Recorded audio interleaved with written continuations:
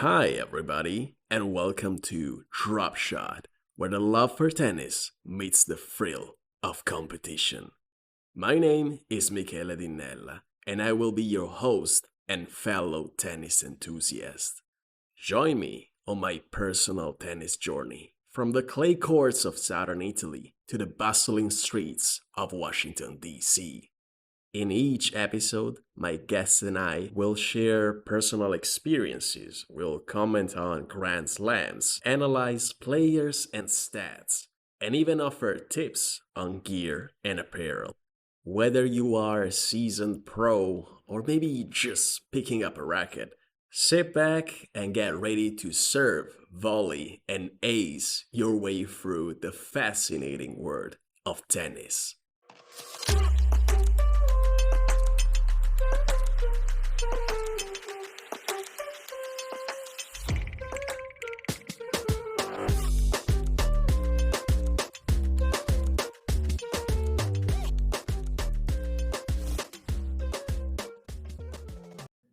Here we are. Welcome back, listeners. And as promised, I am joined with Stefano Tognazzi to talk about the second half of our Wimbledon episode. We have spoken about WTA, the ladies' side of the tournament. We've also spoken about Stefano's experience at Wimbledon every single day of this edition of the tournament. And today we are here exclusively to talk about ATP and the men's side of the tournament. So I was thinking, Stefano, that we could and we should be a bit patriotic and talk about the Italians that were there, since we were very well represented in this edition. And I would start from the early stages and from one of the most heartbreaking games that I've seen in my tennis life, which is Yannick Sinner, number one ATP versus Matteo Berrettini. Oh, you're starting very late. That was like day three already. There was way, way, way more tennis action we can talk about in the first 2 days. But yeah, thanks again for having me. It's always a pleasure to be here. And as you may heard from the previous episode, I've been at Wimbledon every single day. And as I said, I managed to watch way more tennis than I did last year. And yeah, also not a secret that I try to maximize the amount of tennis that I watch on the men's singles draw.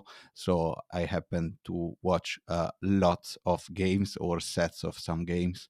And yeah, one of the best nights I have ever had at Wimbledon was Yannick Sinner against Berrettini's match.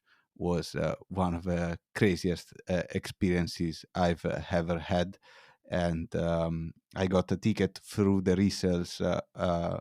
Basically, as soon as the match started, I was in after the end of the third game, so on 2-1, and obviously cheer for Sinner a bit more than for Berrettini, but in terms of the magnitude of that match in as an historic match for Italian tennis, there were very few. In spite, it was a very unlucky draw that we're going to talk about later.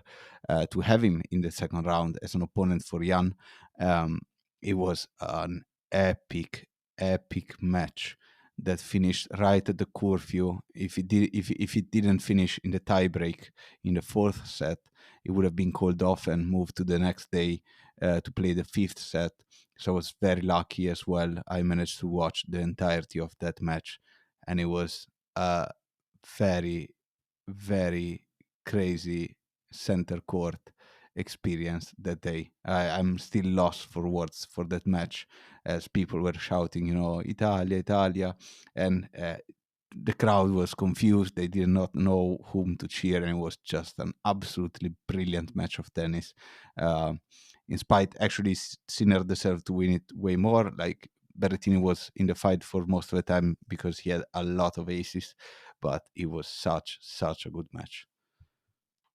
Now, I could not help myself but start from that game because in my head, that is for sure the highlight of the first week of Wimbledon this edition. I was really upset when I saw the draw, as you said, Stefano, because both players had such high stakes in this tournament. Sinner, well, we know it's basically his first slam as ATP number one. And so he has a target on his back. He has had it for the whole tournament, and everyone was hunting for his head. And I could really tell, honestly, even though I believe that he has had a lot of fun um, in this Wimbledon.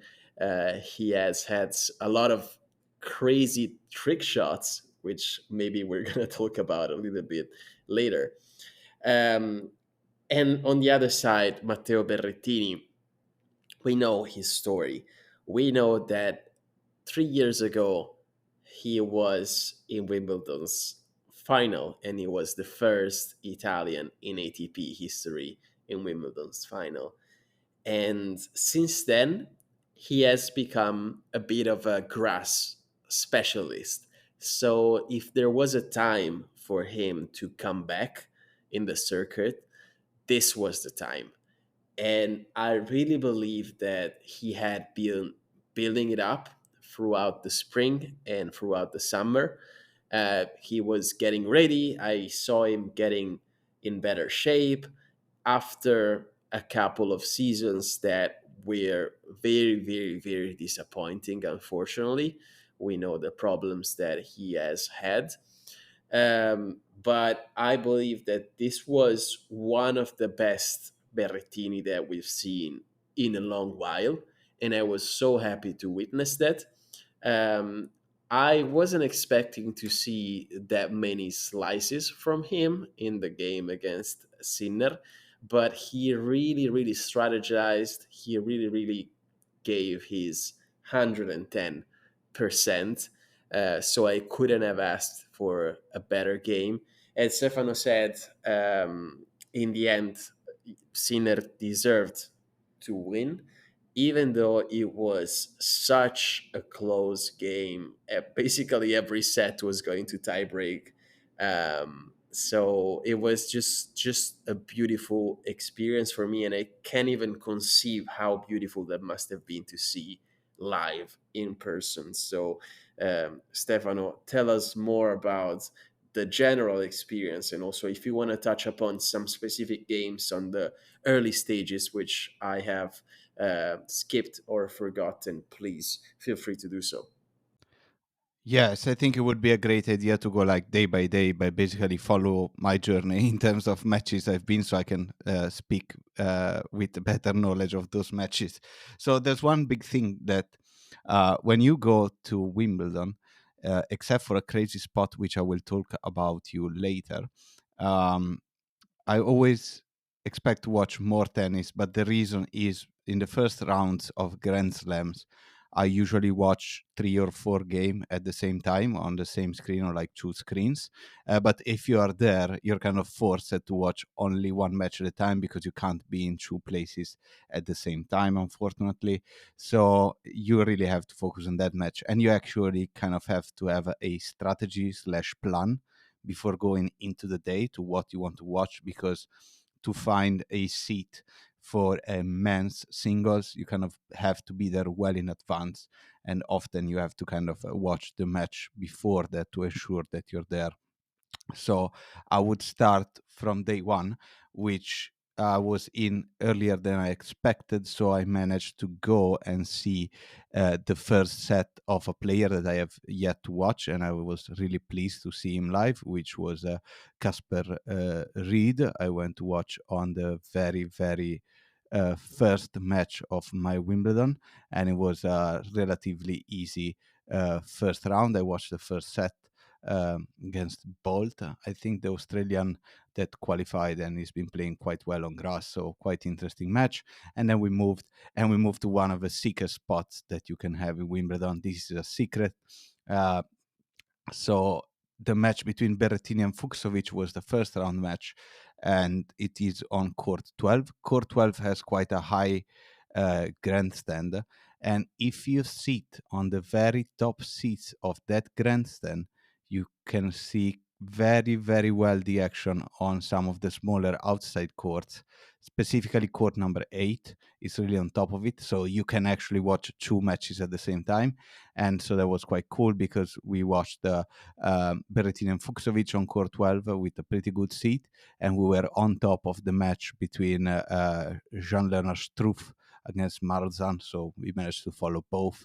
And Berrettini, I think he played one of the best tennis since he came back in that match, but after the second set, which he was up 2 sets to love, you could start see he was really started to struggle physically, and he called the physio. He had back problems, and Fuxovic, in spite of usually being in great fitness and great shape, he was even in worse shape, and it ended up Berrettini, let's say, pretty straightforward and easy win in 4 sets. But then in the Sinner match, I was like, yeah, he's lucky if he makes it at 8 o'clock and he's gonna expire. Like he cannot keep this level of play long enough in terms of physically, but he did so big time. I think it was one of his best matches of the year and actually the last few years as well.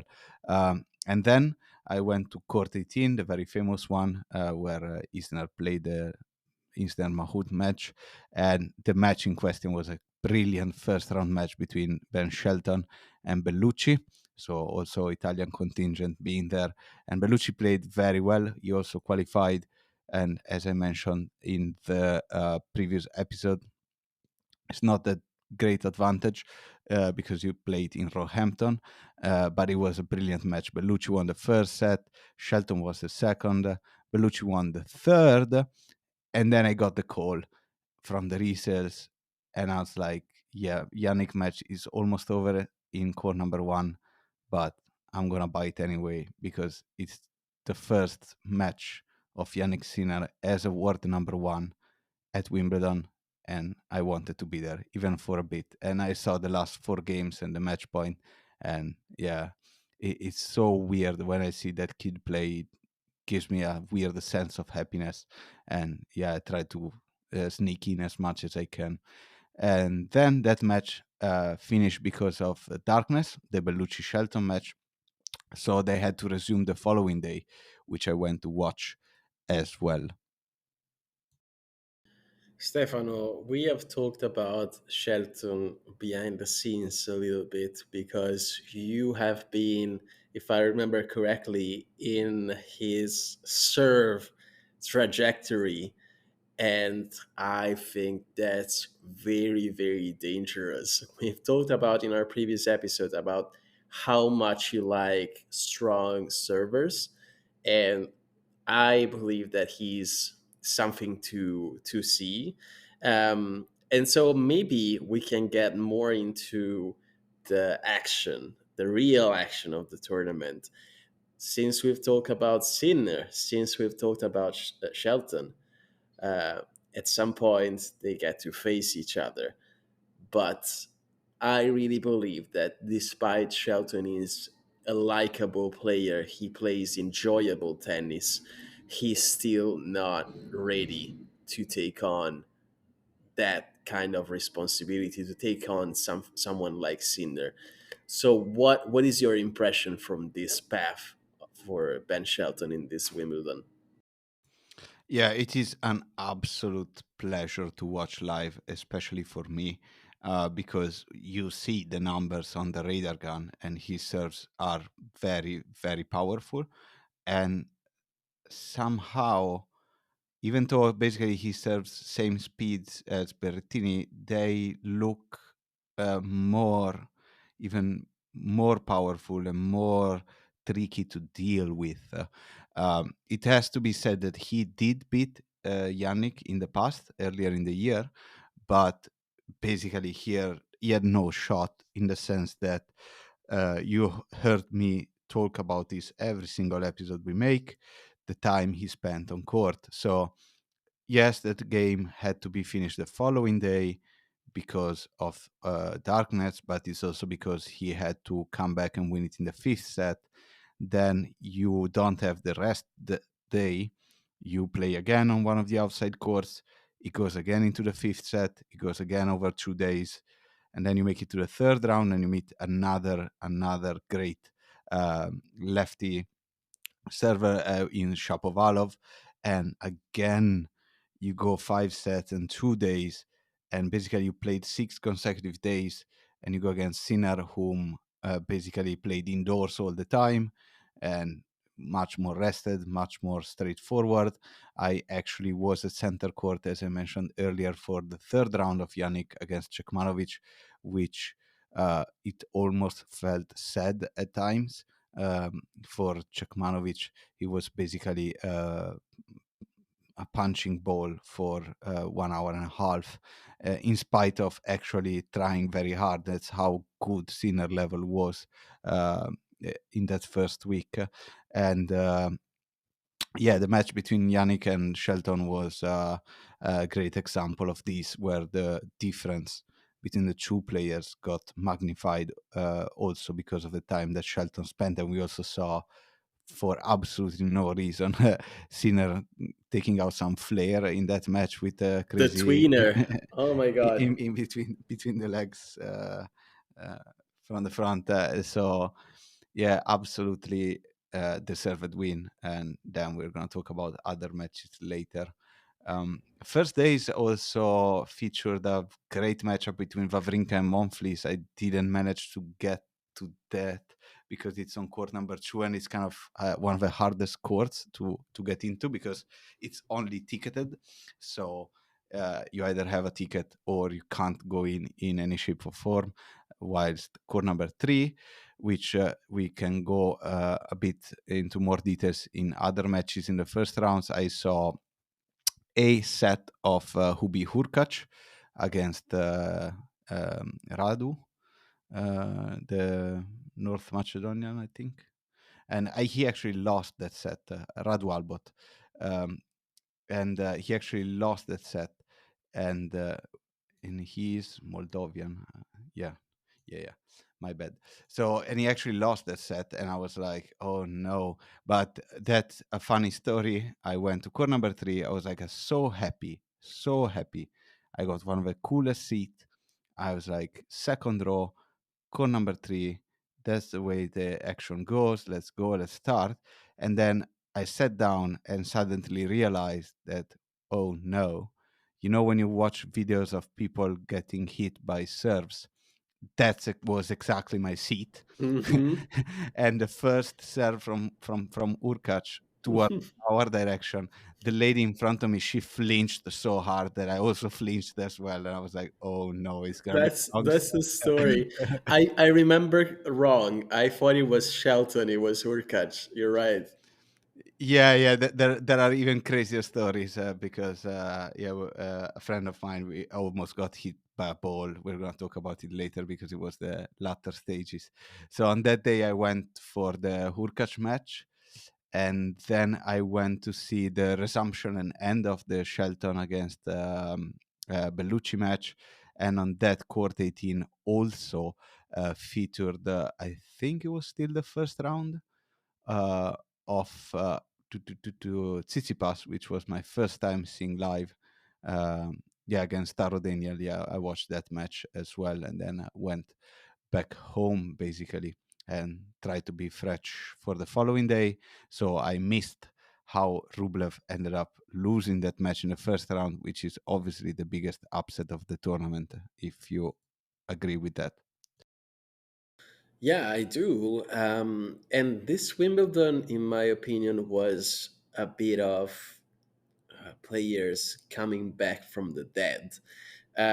We have seen, for example, Djokovic, but also Medvedev. Um, it's been a while since we see them advancing to the final stages, and I'm not gonna lie, I miss them.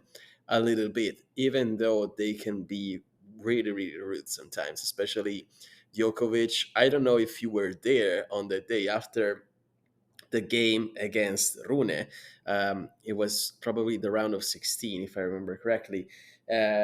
He released this interview at the end of the game, which he won 3 sets to none. Um, it was a pretty straightforward game for Djokovic. Um, and in those 4 minutes, he probably became the most hated person in England in that week. Because first he said, yeah, Rune Holger didn't play his best tennis. He could have done much better. But then he addressed the audience, and I'm gonna share with you a little bit of what he said. And to all those people that have chosen to disrespect the player, in this case me, have a good night. So yeah, I think that speaks for itself. I really believe Djokovic is one of those players that need to feel alone against the rest of the world in order to charge themselves. Um, but I haven't seen that happen on a tennis court for quite some time. I don't know what you think, Stefano. Well, I was the audience that was being addressed by Djokovic. So, yeah, I think it was quite funny in the sense that he tries to pick enemies because it really, really charges him up. And if you know him well enough and you want him to do bad, actually, you should know that you should not cheer against him. It will always only gonna do good for him. And the thing in question was, I don't know how it happened in that fashion, but it was pretty clear that what people were shouting was Rune, but nobody has ever cheered for Rune in that fashion. Mm, So it was a nah. bit like it was clear it was not being disrespectful to him, and he was chirping with somebody on the other side of the seat I had, um so on the other side of the court, and I don't know what was going on there. There wasn't really anything too much out of line, but his reactions were like, yeah, no, not very nice. And yeah, just to put the record straight, uh because we didn't want to be confused with the other people shouting Rune, we explicitly said go Holger, so there was no chance to be um misunderstood about whom we were cheering for. I mean, me and my friend that was at the game with me, and so yeah, it was pretty cool match, and it was my first time seeing Djokovic. And a friend of mine, he saw him multiple times, and as I said, I'm not really that much into going crazy in the resales or queuing so early just to see Djokovic. But if you get the opportunity, why not? And so we got that resale ticket before that match started, and I had a ticket that day. I watched the other round of 16 between Fields and Deminor, and so we were in for the whole match. And I was like, I always disliked this dude for his whole career, but after 1 hour of seeing how incredible he does live, I was like, I'm starting to cheer for him. It was such an incredible tennis level. I'm like, Yannick and Carlos, they still have long ways to go to reach this, and nobody might even can reach this. Like, he can hit every shot from any angle, from any sliding body position, to any direction, at any speed, whenever he wants. And it's incredible. It's incredible. He absolutely dominated Rune in that match. He had no chance to win uh at any point in that match, and was like, man, this guy's going to the final. And but he also admitted himself that the draw played a big part in the sense that if he had a tougher draw, he probably would have retired before the first match. And to go back to Yannick Sinner's chances, although he was a favorite to win the tournament before the start of Medvedev match and he fell ill, um, Yannick draw was as tough as he can get for a world number one. I mean, he was supposed to face Berrettini in the second round, one between Grigspor, who really played very well against him in Halle a couple of weeks ago on grass as well, and Cekmanovic. Thankfully, he made a good meal of Cekmanovic. Then Shelton, big server on grass, never fun. Then the remainder was Medvedev, Alcaraz and Djokovic in the final, so very tough draw. On the other hand, for Djokovic, with all due respect to what he did, obviously, he had Kopriva, a qualifier, a wild card, Fernley from the Great Britain, none of them ranked in the 150. Poiperin, who handled swiftly, he absolutely destroyed Holger Rune.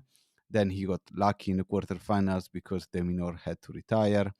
And yeah, and he played very well against a very inspired Musetti. Yeah, no, definitely. Wait, We cannot say that Djokovic didn't deserve to be at the final. That's for sure. wait, and let's not forget that he had a major surgery 1 month ago. I was gonna say that the knee surgery. So no, we have to give Djokovic what is Djokovic's. Um, but we've talked a little bit about Carlos Alcaraz, which is the star of the show, as we know, and I think that's a good parallel to make. Alcaraz is a player that evolves during a tournament like this, and we have seen it, for example, through the final stages. The way he played against Tommy Paul, he had a tough first set, and then he came back. Same with Medvedev in the semifinal. We're going to talk about it. Was a very, very tough game for Alcaraz, but I think his best quality is to be resilient and humble, um, which implies a flexibility that other players like Djokovic unfortunately do not have at this point, having reached this point of their career. So that's probably why, and also the age, of course, that's probably why um, Carlos Alcaraz can keep improving and has to keep improving, while Djokovic is already a well-rounded player, and I don't think he's gonna get better anytime soon, or quite the opposite, actually, as we've seen in the latest few months. So that's what really excites me about this new generation of players, and we can talk about them because they are pretty much on the same side of the chart, Sinner and Alcaraz. I was hoping to see them battle again in the semifinal, um, which unfortunately didn't happen because Sinner lost the quarterfinals to Daniel Medvedev, which was a real surprise to me. I don't know about you, Stefano, but talking about players coming back from the dead, I haven't seen Medvedev in such a good shape for months now, probably since or even before Miami. Um, and that's something that surprised me. Maybe he wakes up when he's on grass. I don't want to call him a specialist because that would be wrong. But the game against Yannick Sinner was one of the best games from Medvedev that I've seen in months now. I don't know if you agree with me, but I really want to talk about that. So yes, Daniel way of playing really suits grass very well, and we all know that he truly hates playing on clay, so you always get this kind of feeling that he kind of disappears for a season during the clay season, and then he suddenly comes back to life on grass. And he's obviously one of the best hard court players. Unfortunately for him, and also lucky for him, he had absolutely no chance in the match against Sinner. Like on any other day, Sinner probably won that match, and it was very clear that he was extremely sick, to a point that I thought he actually would retire when they took him out on the court. And I don't know how he even managed to come back in the match. And obviously, in the fourth set, Medvedev kind of threw it away in the sense that he was like, well, there's no point of chasing this one 25 minutes. And then a bit of gamemanship to leave the court and make him wait a bit, and then come back fifth set. Psychologically fresh and physically in a better shape. I think, I don't know, and I don't want to speculate, but I think I read that was some sort of virus for Yannick, and he was very, very pale. And I think he was on the verge of fainting. And I More think than he usual. puked. Yeah, more than usual. Exactly, exactly. Speaking of Medvedev, I got really unlucky with the Wimbledon magic. At some point, couple of days before, I got a ticket for Medvedev Dimitrov, which was the first time for me seeing them live both. And I got in on 3-4 in the first set, and I was like rubbing my hand, licking my chops. I'm guaranteed 2.5 sets. And basically, I got in and saw Dimitrov leave the court and then basically Hmm. just retire. And I That was was like, very unfortunate. yeah, but £10 for 4 points. Yeah, but it is the way it is. Going back to Alcaraz instead, into this half of the draw. Uh, I was there for the Alcaraz Tiafo match, as I mentioned in the previous episode, and go to listen to this episode to know how I actually got that ticket. And it was incredible. It was one of the best matches I've seen. And speaking of Tiafo, also he's been struggling quite a lot this year, and he had to come back 2 sets down against our own Arnaldi in the first round, and then he won easily against Koric. But then there was a moment in the fourth set on Alcaraz serve, 2 sets up for Tiafo, I think on 4-4, and he went 0-30, and I was like, oh boy, Hmm. the That's kid the from self Deva. sabotage demon. I was like, the kid from Spain is in trouble here, and I could smell it from the fifth row of center court.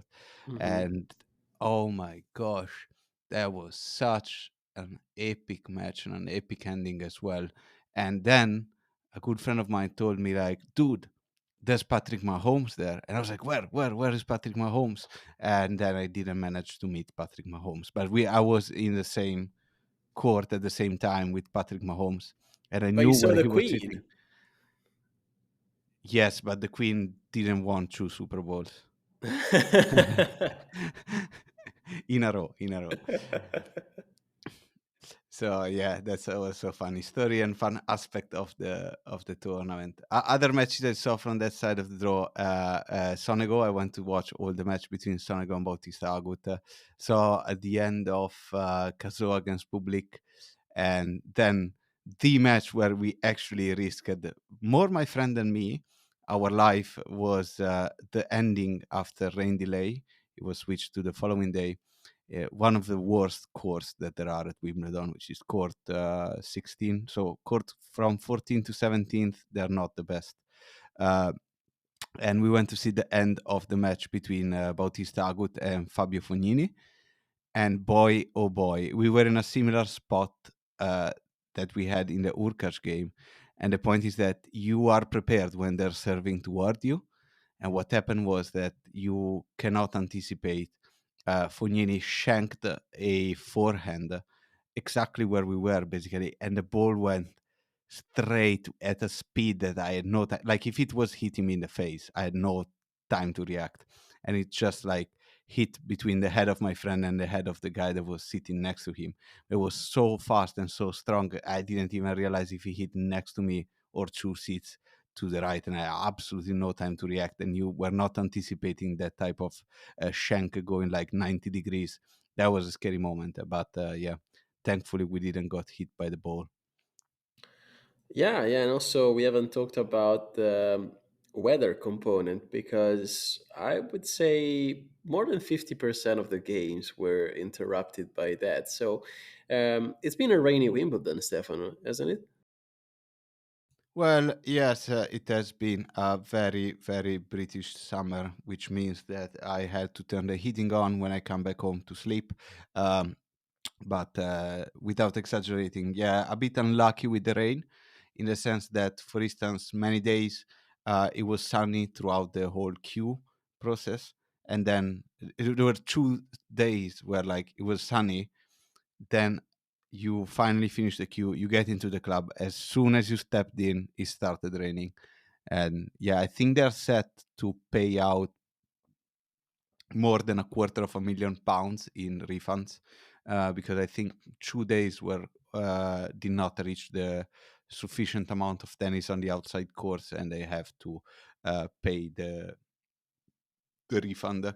And yeah, there are two courts, which is center and number one, that have the roof, which helped keeping the program going along. But yeah, the program on the outside course were pretty affected by that. I think doubles, they played double rounds on some of the days, and the boys tournament, which is one of the most fun thing to do at Wimbledon.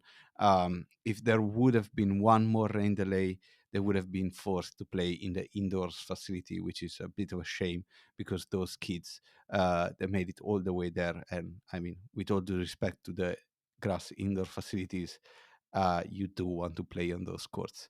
And yeah, it's a bit of a shame. I can give you more insights on Carlos Alcaraz and Djokovic, unorthodox approaches running into the final if you want. You have to at this point. Yeah, so the players have an area for practice where there are practice courts. Unfortunately, I would say uh, only two practice courts are for public viewing, and two or three, and the ones behind that, they're like kind of behind a big curtain, so you can't really see. And usually, the big players, they reserve the courts that are not in the public view, and you can, by rule, only practice there. And then you have these very small courts. If you ever saw Wimbledon, there are some with like old wooden benches and people walking past them. Those are courts from 4 to 11. And so there are eight very small courts, all one next to each other. And in the second week, in the first week, like Sonego was in one of those very small and fascinating courts, while the second week usually you get the boys action there and the under 14s and some of the doubles and so on, and those are my best course of Wimbledon, by the way. um, and so we were there and we were watching a boys match with a friend of mine, and then at some point it was like we were just chilling next to a court, which was court number 6, that had no action. And at some point, two massive security guys, they're like, move away, players are coming through. And we're like, which players? I mean, there's no play. And we literally were centimeters away from Djokovic. I was like, what the heck is he doing here? And he did a training routine on court 6, which I originally thought it was forbidden to use those courts as practice courts for the players, no matter how big they are, because they're very strict with their rules of the club in the Wimbledon club.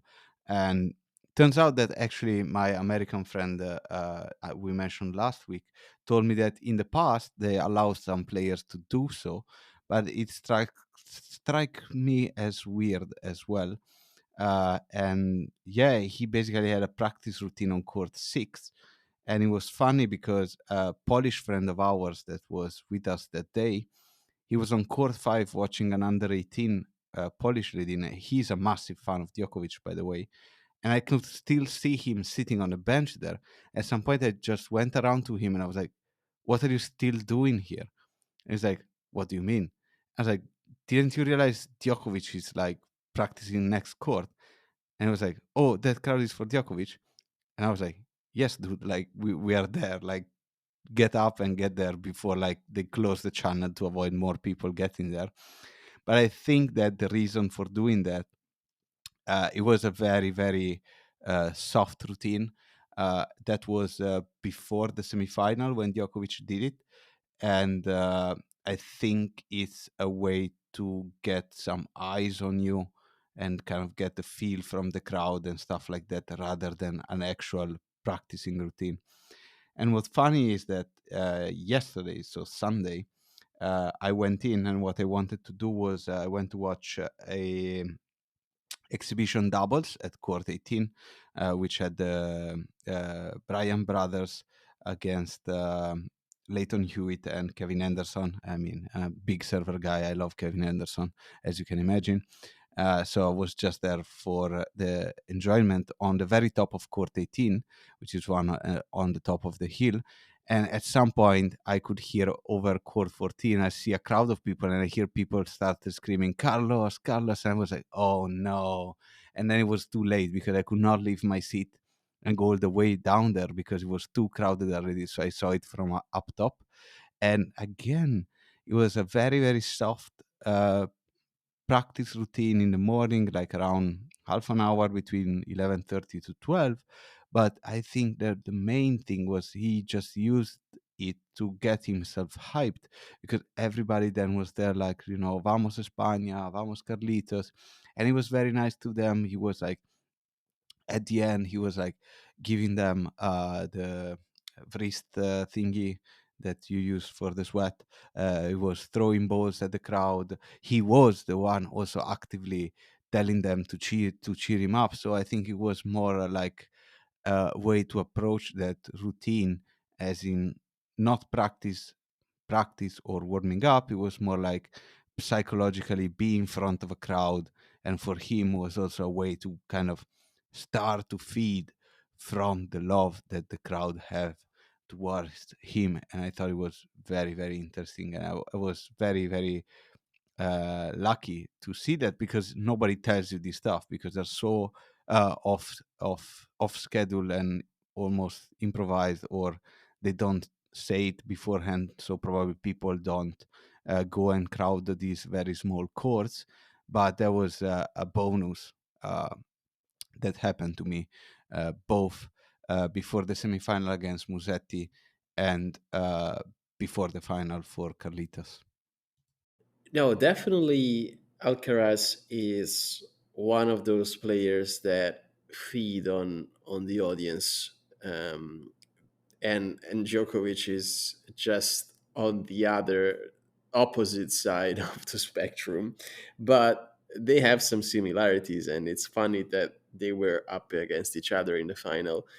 Um, but thank you for sharing these experiences and these insights, Stefano, because we could be commenting tournaments all day, but really, I think this is the true added value to making a podcast like this. Um, and there's more interesting stuff coming up because I'm personally going to the DC Open in a couple of weeks. So we're gonna make day in the life episodes about that as well.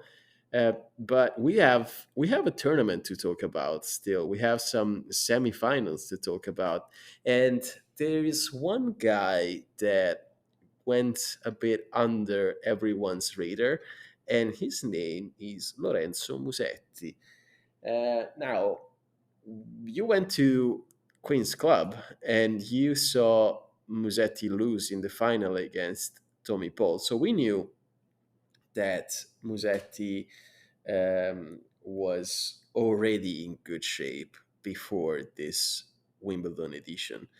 Um, but for sure, I was not expecting him to get to the semifinal. Now, before we get into that, one of the biggest upsets probably in this tournament, and I'm not personally upset about it. Um, I'm quite happy, on the other hand, was to see Zverev lose to Taylor Fritz.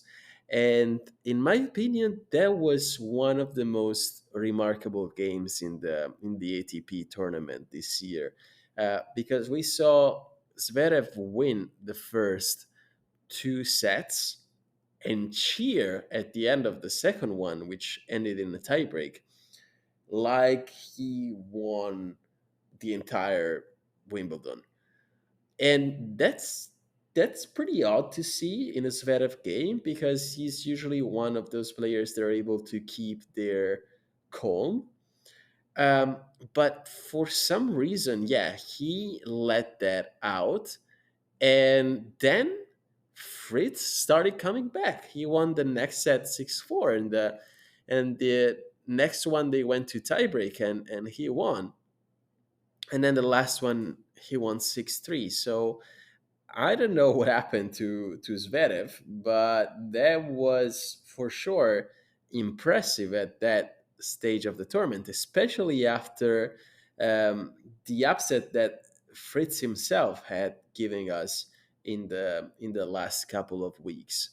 Um, so that's for sure a game that will end up in the highlights.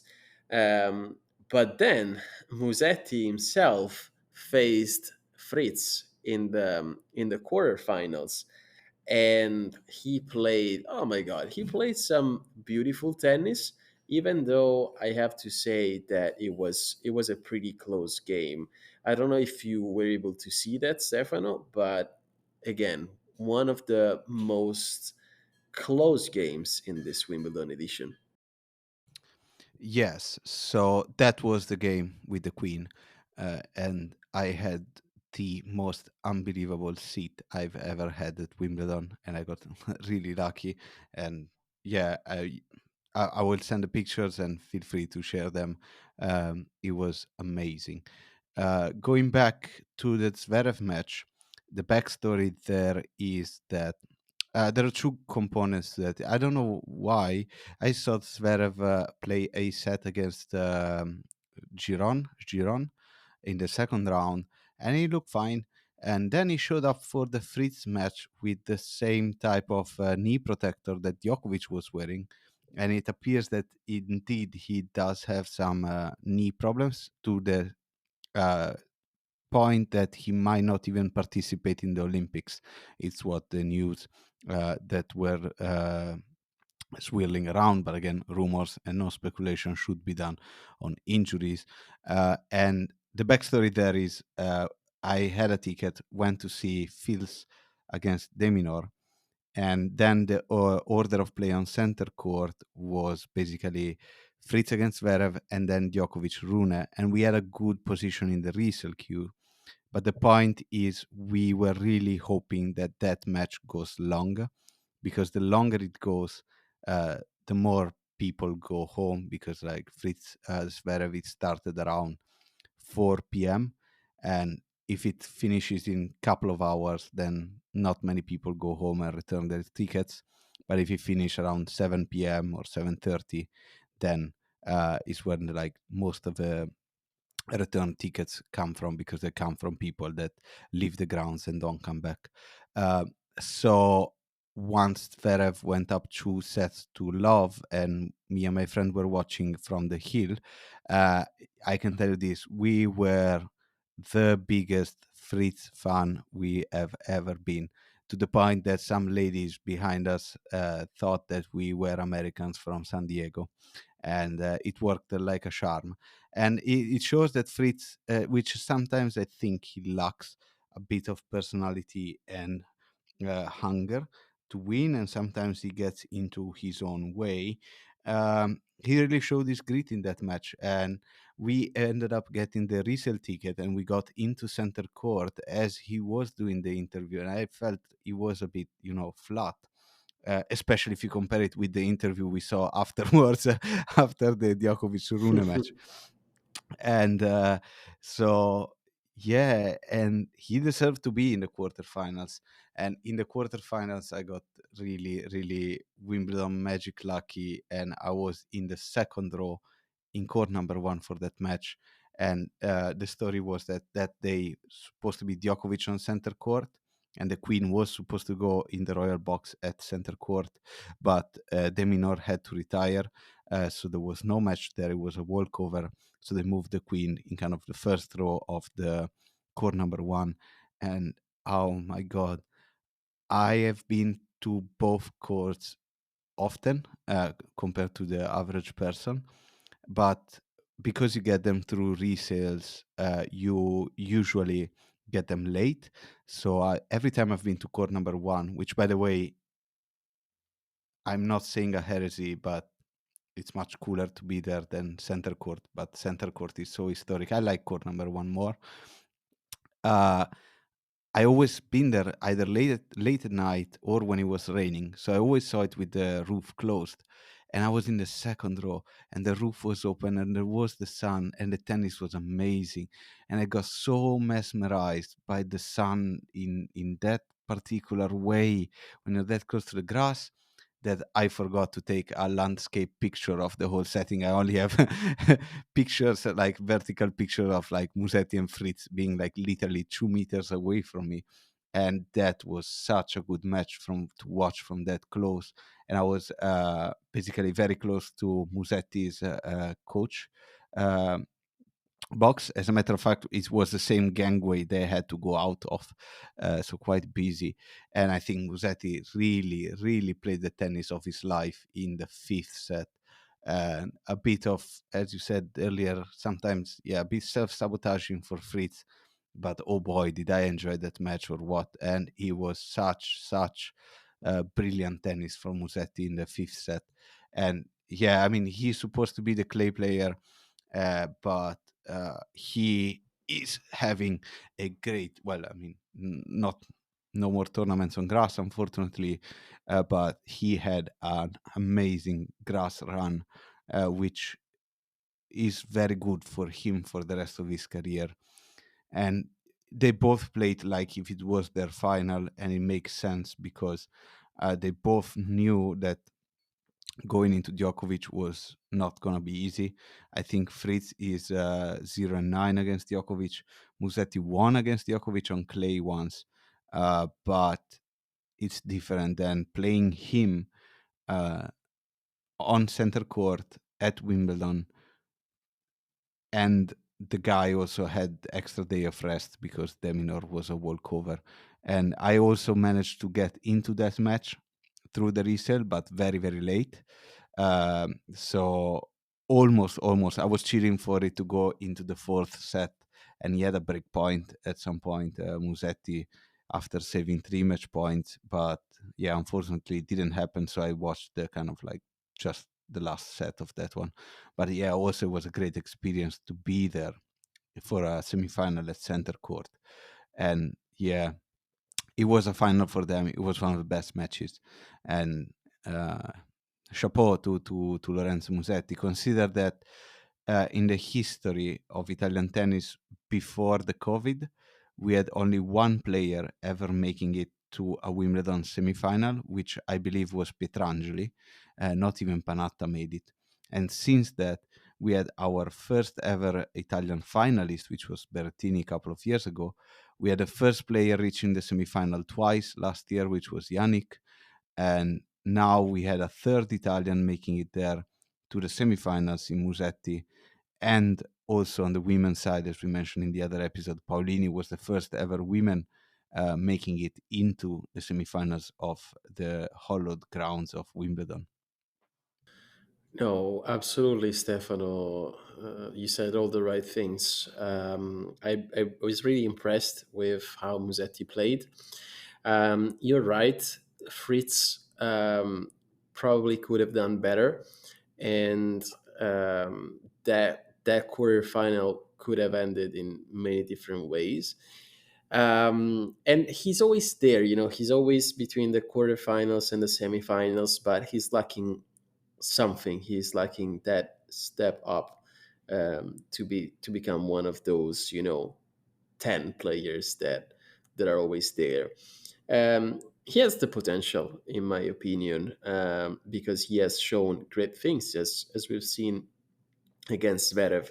But Musetti deserved the most, and I also think that the final result, the final score against Djokovic is a bit merciless, because I've seen that game and he played great tennis, even though the score was 3-0 for Djokovic. I believe that the biggest sliding door in that game was in the tiebreak in the second set. That's all mindset there, and probably also the fact, as you mentioned, that Djokovic was more well rested than Musetti, especially after those 5 sets against Fritz. But yeah, of course, as we said at the very start of our podcast today, Djokovic deserved to go to the final, just like Alcaraz did. And we have touched a little bit upon the semifinal against Medvedev, but I really want to go back and stress Alcaraz's resilience. He lost the first set to tiebreak against Medvedev, and then he was like 6-3, 6-4, 6-4, and just like fixed himself at a certain point. He was like, okay, I lost the first set. Now, no more room for mistakes, and so he became a machine after that. I don't know if you had the same impression, but that was really, really, really impressive in my opinion. Yes, so you said the right thing again about Musetti playing the tennis of his life, also as well against Djokovic, and just to reiterate how good that guy is yes, he played the best tennis of his life, and yet it's still not enough to win a single set against this dude. He's just so crazy good. So, and the same, I'm saying this because the same applies for Carlos against Medvedev as well, and also in the final. Uh, when he can produce the best tennis, it doesn't matter how well you serve, it doesn't matter how well you're playing, he is going to win and he is going to find a way to win the point, to win the set, and then to win the match. And sometimes he still has his ups and downs. And let's not forget he's like 21. So, yeah, that's completely acceptable. And he also said that some of the big mistakes he does sometimes help him to stay in the moment and laugh about it and reset, which I don't think is going to be sustainable long time. But as long as it works, it works. I mean, here he was on the tough side of the draw. He was in a very, very tough position against Tiafo. He had to go through Daniil in the semifinal, and he basically gave him no shot in spite of the first set. And if you don't mind, I can start talking about the final itself. And the final itself is just was one of the most unbelievable performances you will ever see. And he made the guy that won 25, 24, 25, gonna be 26, whatever slams and 98 tournaments, or like I don't even stop counting after 10 probably. He made him look like a schoolboy, and it was so impressive. He gave him absolutely no chance of a break or even a sniff of coming back into the match, except for like the very latter stages of the third set.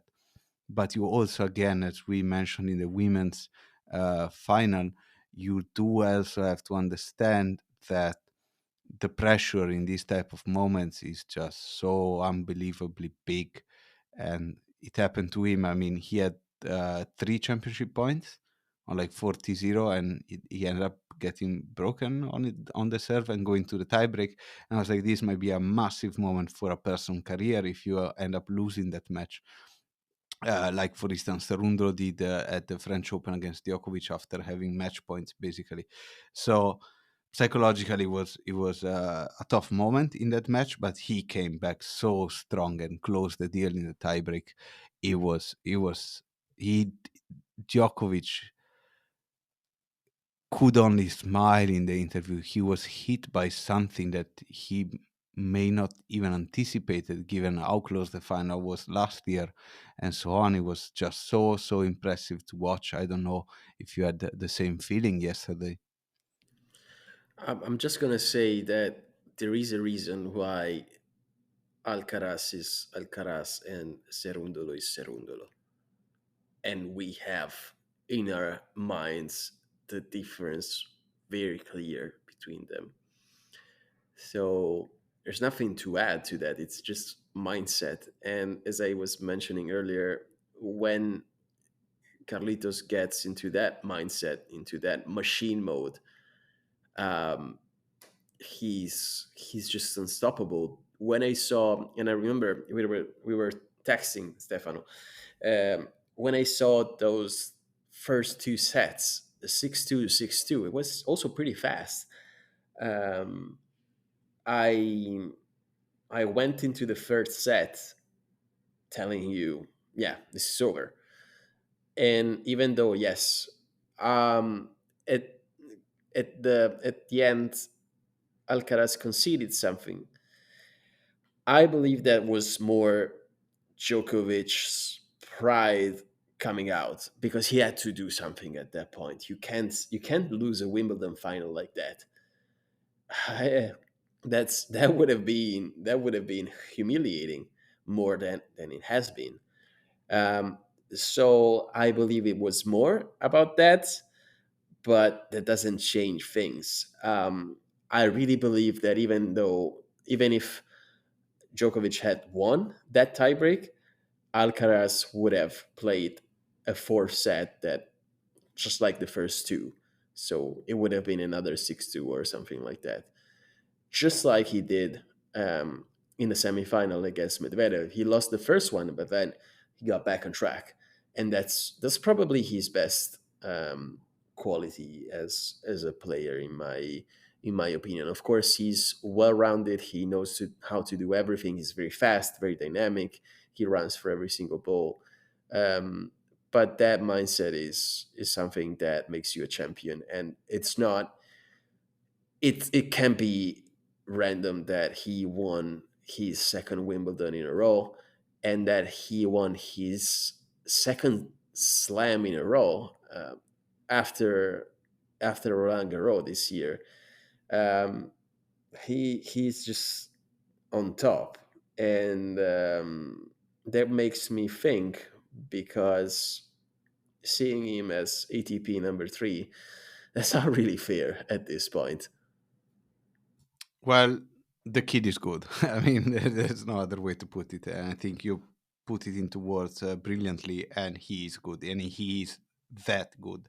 Well, the rankings is cruel, and Yannick does deserve to be number one at this stage. And we'll see. We'll see how things will go. But he's already a double champion of Wimbledon. He has his name on the leaderboard and on the trophy twice, and very few people can say that. That's heavy. Yeah, yeah, and again, a bit of sense of fairness in the sense that he was in the toughest half of the draw, and he made it through, and he played again a brilliant final. So oof, there's nothing bad you can say about his tournament and the bright future he has ahead. And obviously, he's gonna aim for a medal for the Olympics, which are gonna start soon. So yeah, it's gonna be a good watch for the next few years for sure. And let's not forget about the DC Open, which we are going to cover on this podcast from very, very, very close. So, thank you, listeners, for bearing with us for a total of more than 2 hours at this point. And we try to limit ourselves. There would have been much more to talk about, but I really believe that that is it for now, from me and from my guest Stefano, which I thank once again.